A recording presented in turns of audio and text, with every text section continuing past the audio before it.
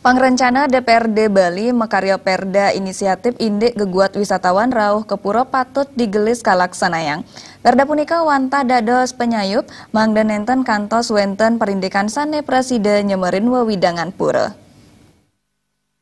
Daripada keagungan tokoh masyarakat Karangasem Putu Gede Eka Budiasa Mausang selami puniki akeh wisatawan rauh ke pura kantos ring utama Mandala.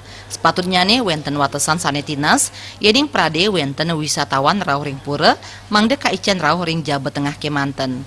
Pemandu wisatawan utawi guide, mangden latarang indik wentenan pura ring Jawa pura, mangden nenten kantos mialangin katleban krama sajroning ngemargiang pangubaktian.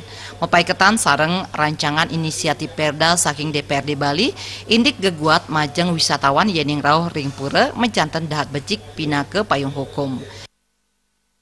Karena kita menjaga taksunya Bali.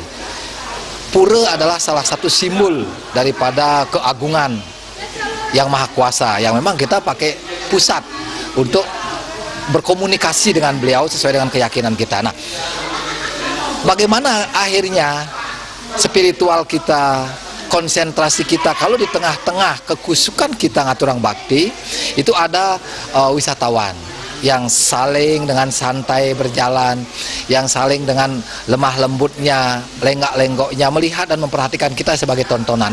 Ini hal yang sangat-sangat tidak kita senangi sebenarnya.